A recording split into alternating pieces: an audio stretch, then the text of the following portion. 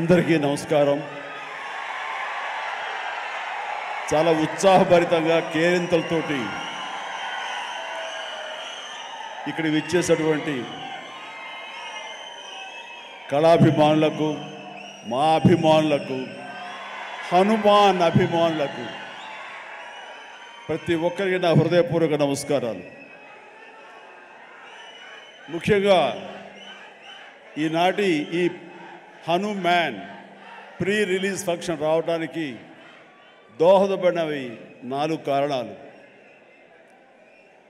ఒకటి, ప్రత్యేకించి చెప్పనక్కర్లేదు, నా ఆరాధ్య దైవం. నేను చిన్నప్పటి నుంచి అన్నీ తానే అమ్మా నాన్నల తర్వాత అని అనుక్షణం నేను ప్రార్థించే ఆ హనుమాన్ని సెంట్రిక్గా తీసుకుని ఆయన గురించి తెలిపే ఒక సినిమా ఈ హనుమాన్. అదొక కారణమైతే, డైపర్లో వేసుకునే స్థాయి నుంచి ఈరోజు డయాసులు ఎక్కే స్టేజ్కి వచ్చాడు నా ముందంటే, అలా అంచెలంచెలుగా ఎదుగుతున్న తేజ సజ్జ ఒక కారణం.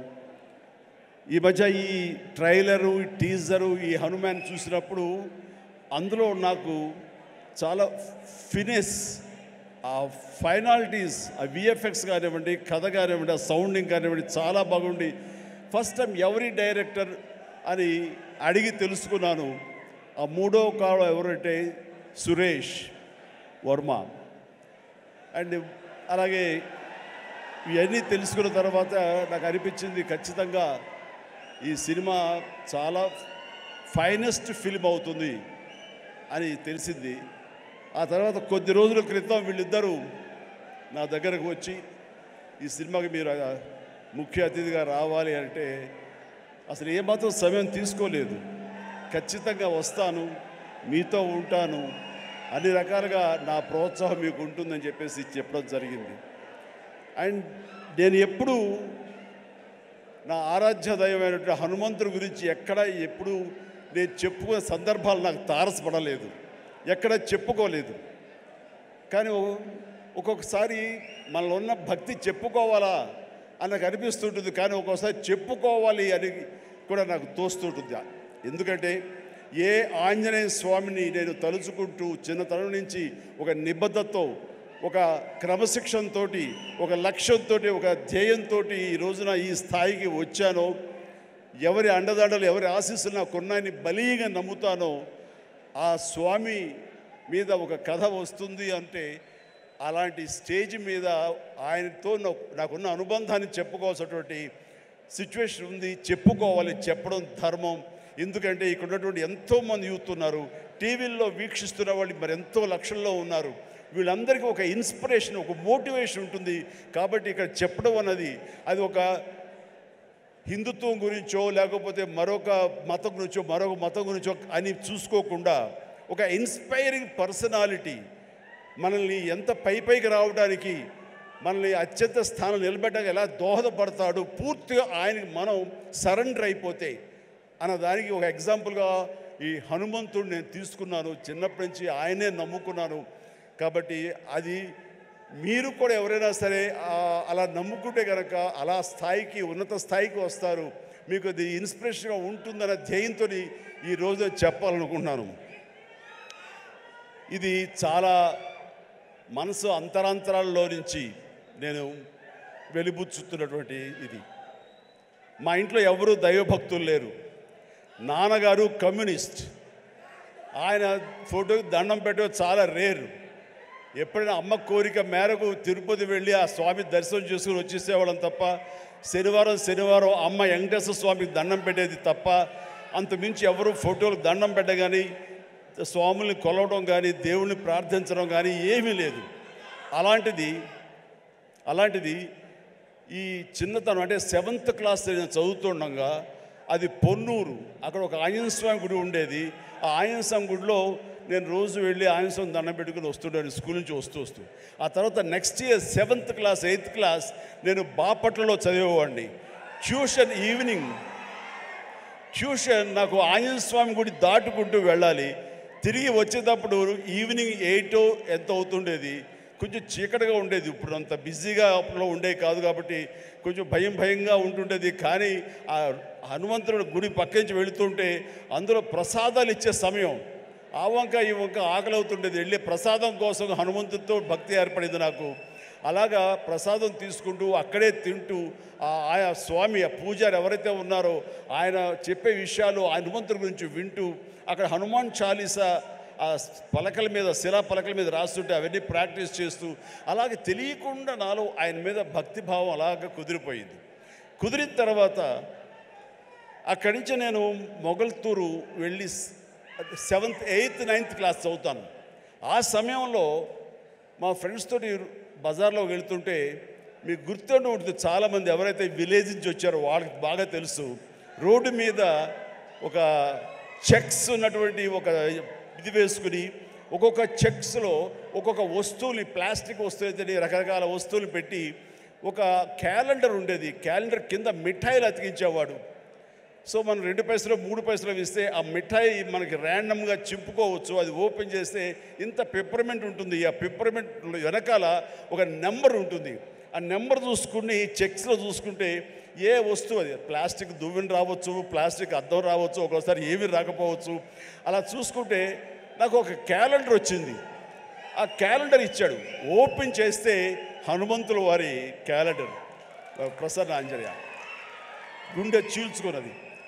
ఆ హనుమంతుడు వాడు ఏ సమయంలో వచ్చిందో ఈ రోజుకి మా ఇంట్లో అది అలా కొలువై ఉంది. ఆయుష్మాన్ ఫ్రేమ్ కట్టి అది పూజిస్తూనే ఉన్నాను గత ఎన్నో సంవత్సరాలుగా. దాదాపుగా నాకు 12-13 సంవత్సరాలు అప్పటి నుంచి.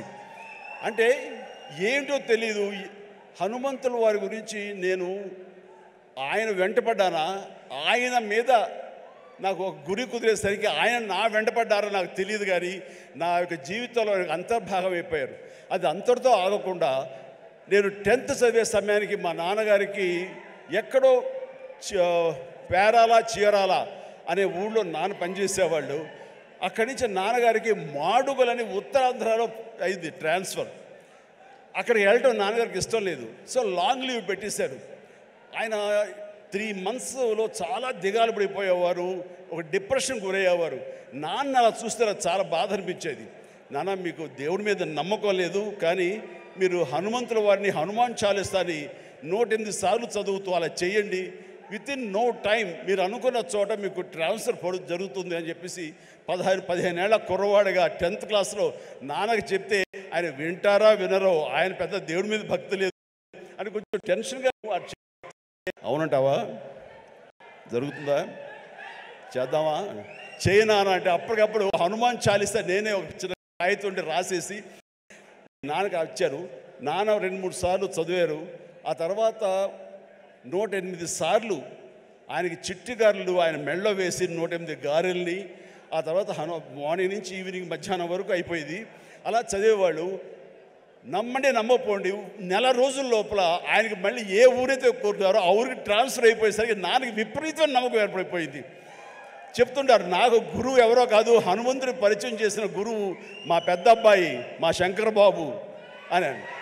నాకు చాలా ఆనందం వేసింది. నాన్న లాంటి ఒక కమ్యూనిస్టు భావాలు ఉన్నటువంటి ఒక నాస్తికుడిని నేను ఈ రకంగా దైవభక్తుడిగా మార్చానని చెప్పేసి అక్కడి నుంచి మా ఇంట్లో మా యొక్క కులదైవం ఆంజనేయ స్వామి అయిపోయారు. ఇది ఇలా ఉండంగా పేరాల అనే ఊరప్పుడు నేను డిగ్రీ అయిపోయింది. నెక్స్ట్ ఏం చేయాలి అనే ప్రయత్నంలో చెన్నై వెళ్ళి ఫిల్మ్ ఇన్స్టిట్యూట్లో జాయిన్ అవుదాం అనుకుంటుండగా మా పెరట్లో తిరుగుతుండగా నాకు ఎర్లీ మార్నింగ్ ఏదో కాయిన్ ఒకటి కింద పడి ఉంది. ఏంటనే కాయిన్ అని చెప్పేసి కాలుతోటి ఇలాగ అన్నాను. అది సేవండి హనుమాన్ ఇది ఉండేది బిళ్ళ. వెంటనే కళ్ళకు అద్దుకుని పొరపాడైపోయిందని చెప్పి చూస్తే హనుమంతుడి బొమ్మ ఉంది.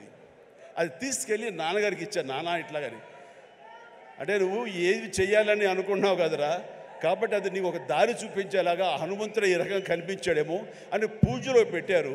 అక్కడి నుంచి నా ప్రయత్నాలు నేను చేయటం, అలాగే మెడ్రాస్ ఫిల్మ్ ఇన్స్టిట్యూట్లో నా ప్రయత్నాలు చేయటం, అక్కడికి వెళ్తే నాకు అవకాశం రావటం. నేను వెళ్లే ముందు నాన్నగారు దీన్ని ఒక దండగా, ఒక లాకెట్, ఆర్టిన్ షేప్లో ఒక లాకెట్లో పెట్టి నా మెడలో వేశారు. అది నేను చాలా ఒక ఆశిస్తులాగా ఒక మనోధైర్యం, అంటే జేబులో బొమ్మ ఉంటే ఎంత ధైర్యంగా ఉంటుంది ఆ రకంగా ఫీల్ అయ్యి వెళ్ళేవాడిని. అప్పటి నుంచి అవకాశాల మీద అవకాశం ఎలా వచ్చినాయో 1977 నుంచి 78 అండ్ 79 ఆ ప్రాంతంలో, సారీ 78 79 అక్కడి నుంచి అవకాశాలు ఎక్కడ కూడా ఆగకుండా రావడం జరిగింది. అంత ఆ స్వామి మహిమ అనుకునేవాడిని. ఆయన నిరంతరం పూజించుకునేవాడిని. ఆయన్ని పూజించుకునే ప్రతిసారి నన్ను ఉన్నతమైన స్థితికి తీసుకెళ్ళి స్వామి నేను కూడా అంత క్రమశిక్షణతో ఉంటాను, ఎక్కడ వక్రదారులు కానీ వంకరదారులు కానీ నేను వెళ్ళను, అంత ఒక స్థితపేదతో ఉంటాను, ఖచ్చితంగా డిసిప్లిన్గా ఉంటాను, క్రమశిక్షణతో ఉంటాను, ఎప్పుడు ఆయనతో ఇంటరాక్ట్ అవుతూనే ఉంటాను, ఆయనతో సంభాషిస్తూనే ఉంటాను. అలాంటి నేను అది పెట్టుకున్నప్పుడు చాలా సినిమాలు చేశాను. నాకు తెలిసి 1980లో ఒక సినిమా తాతయ్య ప్రేమలేలు, దానికి డబ్బింగ్ చెప్తుండగా ఒక ఏవిఎం జీలో కూర్చున్నాను. ఆ తర్వాత డబ్బింగ్ చెప్పారు. ఇంటికి వెళ్ళేసరికి లోపల బిళ్ళ కనపడలేదు, ఆ పై చుట్టూ ఫ్రేమ్ మాత్రమే ఉంది. ఎంత డిప్రెస్ అయిపోయానంటే, ఏంటి నేను ఏం తప్పు చేశాను, ఎందుకు స్వామి నా నుంచి దూరం అయిపోయాడు, ఇది నాకు ఏమైనా మంచిది కాదా, అపశకునం అంటూ అసలు భోంచేయలేదు, ఏమీ చేయలేదు, తల్లడిల్లిపోయా. ఆ తర్వాత 2 days తర్వాత మళ్ళీ అదే థియేటర్కి డబ్బింగ్ చెప్పడానికి వెళ్ళినప్పుడు ఎక్కడితే కూర్చొని అక్కడే కూర్చున్నాను. అలాగే కూర్చుంటూ స్వామి దొరికితే బాగున్నట్టు కరెక్ట్గా రండి ఆ తివాచి ఉంది కింద, అక్కడ ఇరుక్కుపోయి మళ్ళీ స్వామి కనిపించేసరికి ఎంత ఎనలేని ఆనందం, ఎంత ఇదంటే నాకు ఇండస్ట్రీలో తిరుగులేదు, స్వామి నన్ను పరీక్ష పెడుతున్నాడు అంతేగాని ఇంకోటి కాదు అంటూ, స్వామి నేను ఎప్పుడు వదలను అంటూ ఆయన్ని పెట్టాను. మా నాన్నగారికి చెబితే ఆయన అరే చుట్టూ కొంచెం క్లాంప్స్ లాంటివి పెడదాము, సోదరు అసలు కదలదు, ఆ స్వామిని కాంక్రీట్ చేసుకుని నీలో ఉంచేసుకుంటూ అవుతుందని చెప్పేసి నాన్న దాన్ని మళ్ళీ రీడిజైన్ చేసి వేశారు. మీరు అప్పటి నుంచి సినిమాలు చూస్తే నా ఓల్డ్ సినిమాలు ఆ లాకెట్ ఎప్పుడు నా మెడలో ఉంటుంది. నేను ఒక భేద క్యారెక్టర్ వేసినా సరే అది మెడలో ఉండకూడదంటే తీసి నడుము దగ్గర ఎక్కడో పెట్టినవాడు తప్ప ఆయన నాకు దూరం అయిపోకూడదు, బిగించి హోల్డ్ చేసి ఆ హనుమాన్ నేను ఇక్కడ పెట్టినవాడిని.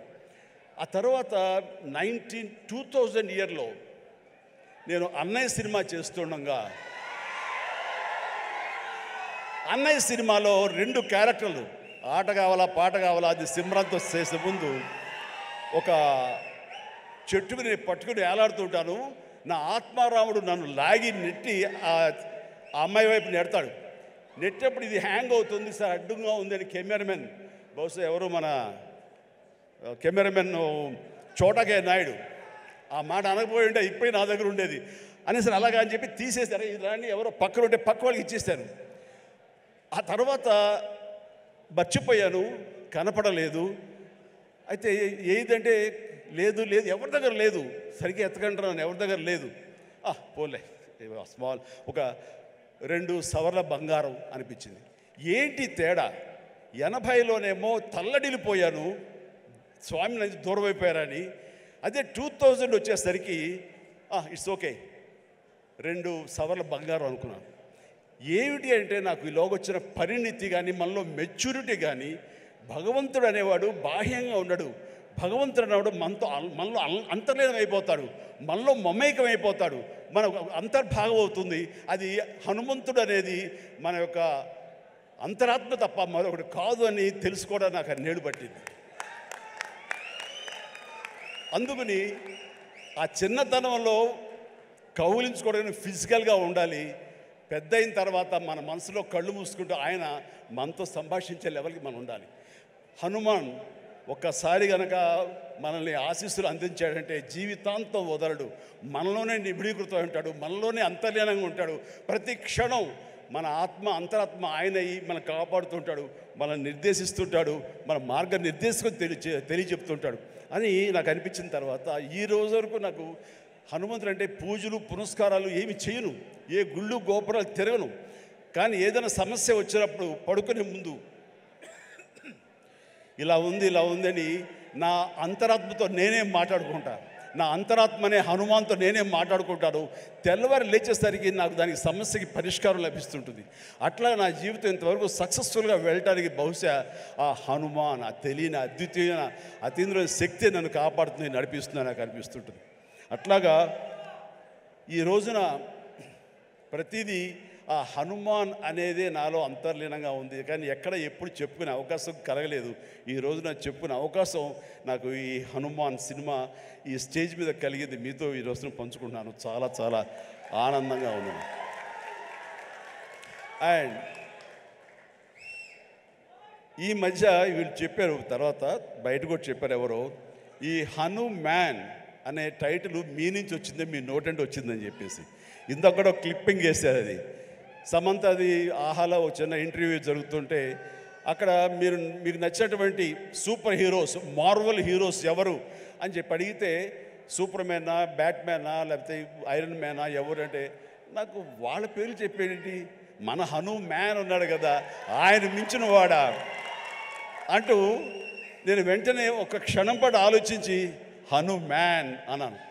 అంది హనుమాన్, మా హనుమానే నాకు హనుమాన్ అని అనేసరికి చాలా చాలా మంచి అప్రిసియేషన్ వచ్చింది. చాలా బాగుంది అనిపించింది. నా మనసులో మాట అది. ఆ మనసులో నుంచి వచ్చేటువంటి ఆ మాటకి అంత వెయిటేజ్ ఉంది కాబట్టి ఇలాంటి ప్రశాంత్ వర్మ లాంటి వాళ్ళ యంగ్స్టర్స్ని అది ఆకట్టుకుంది. ఇదే మన సినిమా టైటిల్ ఎందుకు అవ్వకూడదని వాళ్ళు నిర్ణయించుకోవడం ఇది నాకు మరింత ఆనందంగా ఉంది.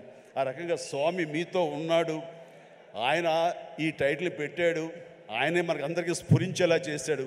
కాబట్టి ఖచ్చితంగా ఈ సినిమా ప్రేక్షకుల ఆదరణ పొందుతుంది అనటంలో ఎలాంటి సందేహం అక్కర్లేదు. ఇది ఎంత కష్టపడ్డారనడానికి, దీనికి ద బెస్ట్ ఫిల్మ్గా రాబట్టడం కోసంగా ఫస్ట్ గ్లిమ్స్ నుంచి కూడాను వావ్ ఏంటి సినిమాని, దాని సినిమా వైపు అందరూ ఆకర్షితులు అయ్యేలాగా చేయగలిగాడంటే కనుక ఆ పరిధానంలో ఆ అత్యంతం ప్రశాంత్ వర్మ తీసుకున్న శ్రద్ధాశక్తులే. కాబట్టి ప్రశాంత్ వర్మ మీ యొక్క కష్టం, మీ యొక్క ఇది ఆలోచనలు, అలాగే మన హీరో తేజ యొక్క కష్టం, అతని శ్రద్ధాశక్తులు ఇది వృధా కావు. ఎందుకంటే ఈ సీజన్ అనేది అంత మంచి సీజన్. ఎన్ని సినిమాలు వచ్చినా సరే ఎన్ని సినిమాలు వచ్చినా సరే ఖచ్చితంగా ప్రేక్షకులు బాగుంది, మన కంటెంట్లో మన సత్తా ఉంది, మనకు ఆ దైవ ఆశీస్సులు ఉన్నాయంటే కనుక ఖచ్చితంగా ఆదరిస్తారు, హక్కును చేర్చుకుంటారు, పెద్ద విజయాన్ని మీకు అందేలా చేస్తారు. కాబట్టి ఎలాంటి డౌట్ అక్కర్లేదు.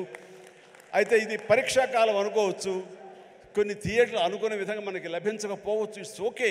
ఈరోజు కాదు రేపు చూస్తారు, రేపు కాకపోతే సెకండ్ షో చూస్తారు, సెకండ్ షో కాకపోతే థర్డ్ షో చూస్తారు. బట్ కంటెంట్ బాగుంటే ఎన్నో రోజులు చూసినా, ఎన్నో షో చూసినా సరే దీనికి మార్కులు పడతాయి. ఈ రోజున ఇందాక చిన్నవాడే సరే చాలా పెద్ద మనసుతో అన్నాడు, అన్ని సినిమాలు వెంకటేష్ సినిమా, నాగార్జున సినిమా, అలాగే మన మహేష్ బాబు సినిమాలు, అన్ని సినిమాలు ఆడుతాయి. ఈ సినిమాలు అన్నీ ఆడాలి, పరిశ్రమ పచ్చగా ఉండాలి. వాటితో పాటు మా ఈ సినిమా హనుమాన్ కూడా ఆడాలని నేను ఎంతో మనస్ఫూర్తిగా కోరుకుంటాను, జరుగుతుంది. అండ్ ఇదే ఒకసారి నేను దిల్ రాజుతో అన్నాను, దిల్ రాజు ఏంటి మన 2016-17లో మా 150 సినిమాను బాలకృష్ణ గారి సినిమా ఇంకోటి రిలీజ్ అయినప్పుడు ఏంటి మళ్ళీ ఈ సినిమా రిలీజ్ చేస్తాం, కొంచెం డిలే చేయొచ్చు కదా అని అంటే, సార్ అలా కాదు సార్, మా కంటెంట్ బాగుంటుంది, శతమానం భవతి అని, మీ పెద్ద సినిమాలు మధ్యలో ఈ సినిమా ఆడకుండా పోదు సార్, ఏం పర్వాలేదు అన్నాడు. ఓకే, అంత ధైర్యంగా ఉంటే వెల్ అండ్ గుడ్ అన్నాను. ఆ సినిమా కూడా బాగా ఆడింది. కాబట్టి అదే దిల్ రాజు గారు అందరికీ మనకు చెప్పినట్టుగానే ఈ రోజున ఈ సినిమా కూడా బాగా ఆడుతుంది. సో ఎందుకంటే దిల్ రాజు గారు లాంటి ఎంతో సీనియరు, ఆయన ఎంతో ఎక్స్పీరియన్స్ ఉన్న మనిషి, ఏ సినిమా ఏ సీజన్లో ఎలాగ ఆడుతుంది, ఒక్కో సినిమాకి ఎంత పటిష్టత ఉంటుంది, ఏ సినిమాకి ఎంత లాంజివిటీ ఉంటుంది, ఏ సినిమా ఎలాగ ఆదరిస్తారు, ఏ సీజన్ అనేది బాగా తెలుసు. కాబట్టి ఈ సినిమా వస్తే కూడా ఈ సినిమాకు కూడా అంతటికి అంత ఆదరణ ఉంటుంది, అంత విజయం చవి చూస్తాడు మనస్ఫూర్తిగా కోరుకుంటూ, ఈ రోజున ఇతర క్యాస్ట్ గురించి చెప్పాలంటే అమృత అమ్మాయి హీరోయిన్గా ఉందన్నారు. గాడ్ బ్లెస్ యూ అమ్మా, ప్లీజ్ మీరందరూ రావాలి, యంగ్స్టర్స్ రావాలి. అలాగే నా స్నేహితుడు శరత్ కుమార్ కూతురు వరలక్ష్మి,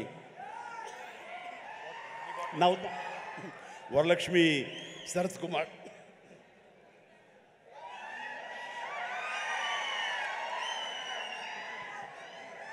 ఈ మధ్య కాలంలో అమ్మాయి సినిమాలు చూస్తూ వస్తాను. ఒక్కొక్క క్యారెక్టర్ ఒకలా చేస్తుంది.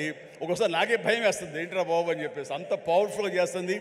ఈ కేటగిరీలో మనకి ఇంత యంగ్ అమ్మాయిలు అలాంటి పవర్ఫుల్ క్యారెక్టర్ చేసేవాళ్ళు ఎవరు లేరు.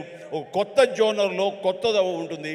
అండ్ ఇలాంటి వరలక్ష్మి లాంటి ఆర్టిస్టులు చూసిన తర్వాత కొన్ని క్యారెక్టర్స్ క్రియేట్ చేయబడతాయి. సో అదే అన్నాను, చెన్నైలో ఉన్నావా, ఇక్కడ ఉన్నావా వరలక్ష్మి అంటే ఇక్కడే ఉన్నాండి, ఇక్కడే ఉన్నామా, నీకు బోల్డ్ అవకాశాలు వస్తాయి కాబట్టి తెలుగు ఇండస్ట్రీని హక్కు చేర్చుకుంటుంది, పైగా తెలుగు అమ్మాయి కాబట్టి అని చెప్పాను. So all the very best అమ్మ, గాడ్ బ్లెస్. అలాగే విలన్గా చేసినటువంటి వినయ్ చాలా వెరీ పవర్ఫుల్గా చేస్తారు. Vinay please stay. Vinay, wonderful. You look damn good, like a Hollywood. You look a Hollywood villain, and you have your own mark, and you will have your own market here. Definitely, all the very best. And ప్రతి ఒక్కరికి నేను మనస్ఫూర్తిగా అందరికి చెప్తాను. And Niranjan Reddy గారికి కూడా నా హృదయపూర్వక అభినందనలు. ఈ సినిమా గురించి ఫస్ట్ నాకు పరిచయం చేసిన ఎవరో తెలుసా? మా సినిమా షూటింగ్లో ఎనీ గెసెస్?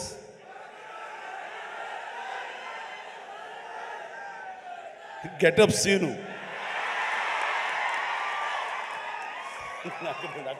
దగ్గర నాకు అండ్ గెటప్ సీను. సార్, ఒక సినిమా చేస్తున్నాను సార్ నేను, మీరు హనుమంతుల భక్తులే కాబట్టి మీతో షేర్ చేసుకోవాలని. ఏం సినిమా? ఎవరు? మన తేజ తెలుసు కదండి, తేజ చేస్తున్నాడు, ఇలా ప్రశాంత్ అని డైరెక్టర్, ఏమండి భలే ఉంది అని చెప్పి సినిమా గురించి సినిమా గురించి చెప్తాడేమో అనుకుంటే తన గెటప్ తన క్యారెక్టర్ గురించి చెప్తూ వచ్చాడండి. మొదటి వరకు బాగుంది, తర్వాత నిన్ను ప్రమోట్ చేసుకోవడం నాకు కొంచెం ఇంకా బాగుంది.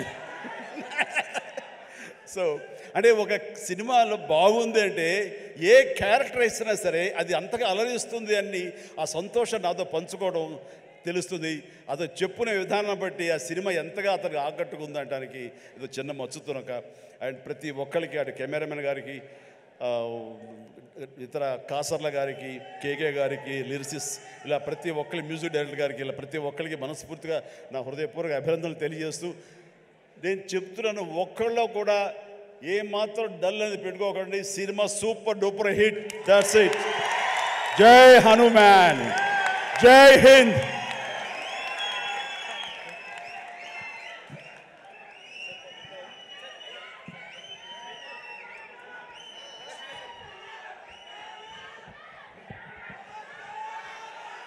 ఒక చక్కటి అనౌన్స్మెంట్ చేయండి, మీ నోట్తో చేస్తే బాగుంటుంది అని హీరో, ప్రొడ్యూసర్ గారు, డైరెక్టర్ గారు నాతో చెప్పారు. ఈ సినిమా రామమందిరం అన్నది ఇదే సమయంలో అక్కడ రావటం, దానికి మా అందరికీ ఆహ్వానం రావటం, రేపు 22వ తారీఖు మేము అక్కడికి వెళ్ళేందుకు అన్ని రకాలుగా సంసిద్ధం అవటం, ఇవన్నీ కూడా ఒక శుభ పరిణామం. ఆ సందర్భంగా వీళ్ళు ఏమన్నారంటే, మా సినిమా ఆడినన్న రోజులు వచ్చే కలెక్షన్స్లో ప్రతి టికెట్ పై 5 రూపీస్ రామమందిరం అయోధ్యకి ఇవ్వడం కోసం సమాయుత్తం అయ్యాడు అని చెప్తుంటే ఇది వండర్ఫుల్ అండి. మీ యొక్క స్వకార్యంతో పాటు దైవ కార్యానికి కూడా మీరు నడుము బిగించినందుకు ఆశీస్సులు నిండుగా ఉంటాయి. ఈ సమయంలో ఎవరు ఇతోధికంగా ఎంత ఇచ్చినా సరే డెఫినెట్గా ఇది ఒక బృహత్కర కార్యక్రమం, చరిత్రలో నిలిచిపోయేటటువంటి ఘట్టం ఈ రోజున రామమందిర నిర్మాణం. కాబట్టి మీ యొక్క ఆ పుణ్యం కూడా మీకు దక్కుతుంది, మీ అందరికీ అది వరం అవుతుందని కోరుకుంటూ విజయాన్ని సాధిస్తుంది అంటే ఎలాంటి సందేహం లేదు. God bless you all. ఈ వీడియో మీకు నచ్చినట్టయితే లైక్ చేయండి, షేర్ చేయండి, కామెంట్ చేయండి, సబ్స్క్రైబ్ చేయండి.